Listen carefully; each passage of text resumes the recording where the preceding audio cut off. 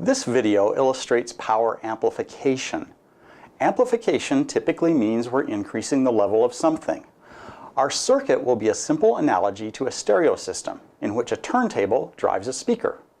The turntable itself produces power levels that are much too small to drive the speaker directly, so we need to amplify the power produced by the turntable in order to create sound.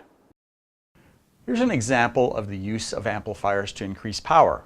It's a simple audio system consisting of a turntable, an amplifier, and speakers. The turntable has a needle which rides on the grooves of a record.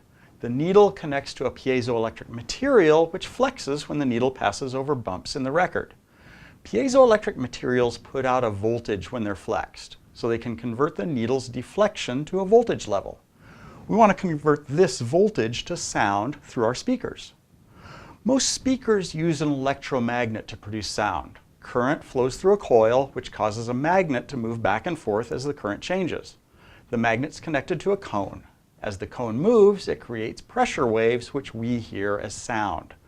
Fairly high currents are required in order to move the magnet back and forth. Sadly, the piezoelectric material in a phonograph needle puts out almost no current. We need to amplify the power before sending it to the speakers. This is done with an amplifier. This amplifier typically has more than one stage. It usually has a preamplifier which feeds a power amplifier. In really upscale audio systems, the preamplifier will often be a separate component. Note that the amplifier and turntable are plugged into wall outlets. This provides the source of power that these devices are using to perform their amplification, not to mention the power necessary to actually turn the platter on the turntable. This is a piezoelectric sensor. It works roughly the same way the needle of a phonograph works. If we bend it, it puts out a voltage difference between these two terminals. This is my speaker. If I connect the terminals of the sensor to the speaker,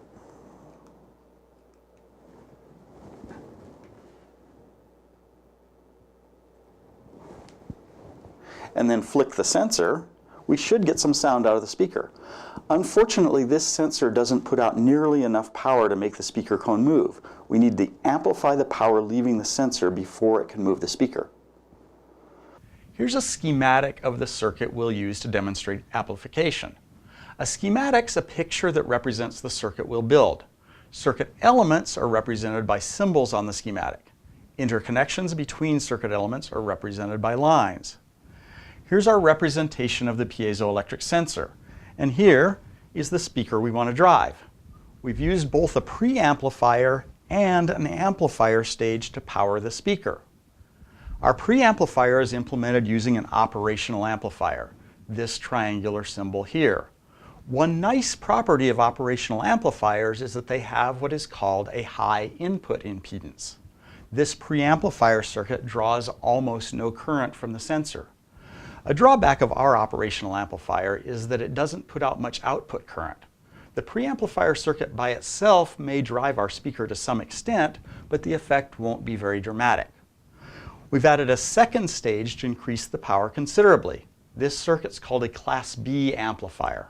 Unfortunately, it does require a relatively large input current, which is why we need the preamplifier, but it can also provide a bunch of current at its output. The increase in power provided by the amplifier has to come from somewhere. Power can't just be created from nothing. Therefore, both the preamplifier and amplifier have external voltages applied to them, positive Vs and negative Vs. These voltage supplies provide the power output by the amplifier to the speakers. They have the same effect as power provided by the wall outlets on a real audio system. This is the implementation of the circuit I showed on the previous schematic. To interconnect the circuit components, I've used a solderless breadboard. Inserting components in the holes in the breadboard allows us to connect the components. All the holes in each row of the breadboard are electrically connected, so I can connect wires by plugging them into two different holes in the same row. This is the operational amplifier and the preamplifier circuit. The piezoelectric sensor is connected to the input of the preamplifier, and the output of the preamplifier is connected to the Class B amplifier. The large transistors in the Class B amplifier provide plenty of power to the speaker. I've used these 6-volt lantern batteries to provide power to both the preamplifier and the amplifier circuits. These batteries are where the speaker is actually getting its power from. The voltage being put out by the piezoelectric sensor is just controlling the power provided by the batteries to the speaker. Now, if I bend the piezoelectric sensor, the output's amplified and the speaker responds to the motion of the sensor.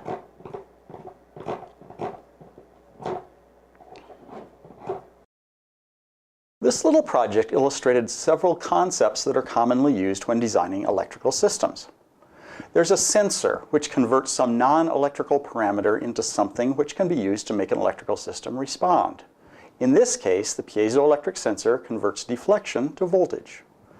The circuit itself, like most electrical systems, has multiple stages. In this case, we have a first stage, a preamplifier, and a second stage, a power amplifier. When we design different stages of a circuit, we have to make sure that the stages will work together once the overall circuit is assembled. One factor is to make sure that no stage requires more power than the previous stage can provide. In the case of the circuit for this project, the power amplifier requires more power than the sensor produces, so we put a preamplifier between the two.